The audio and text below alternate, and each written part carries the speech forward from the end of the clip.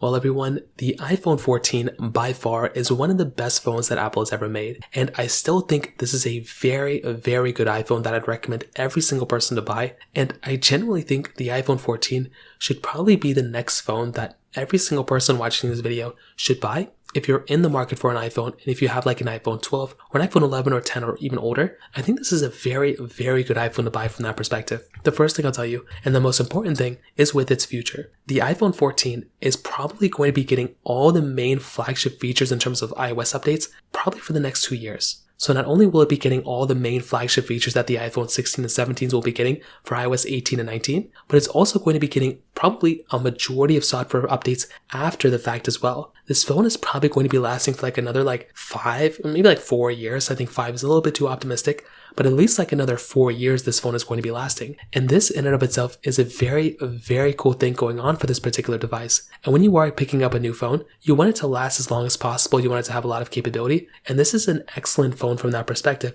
which I think is a very, very cool thing. So just from that standpoint alone, I definitely look at a device like the iPhone 14, and I do think it's a very good phone when you look at the future longevity of this particular phone. Now, another thing, with the iPhone 14, this phone's body is excellent. It's a very good looking phone, and I still think if you're in the market and if you're going to go, we're about to buy a phone, I think the body of this thing still rivals things like the iPhone 15s. The 14 is still giving you a 6.1 inch Super Retina Extra OLED display. Although it isn't necessarily a 120 Hz panel, it's only 60 Hz. It's a very good looking device, and I do think this is a really good looking phone that I actually like a lot. And if I'm about to go and buy a phone, I definitely want it to have as good of a feature set in terms of the body and everything as much as I can have, on one. And this is a very good display that still rivals things like the iPhone 15. You're also getting a lightning port at the bottom. You're getting glass on the back, which is also very, very cool. Dual camera setup on the back as well. And by far, it is, again, easily one of my most favorite things going on for this particular phone is the way it basically feels. It feels very premium. It looks very premium. And I do think it's a really, really good phone from that perspective. I also think the performance of this device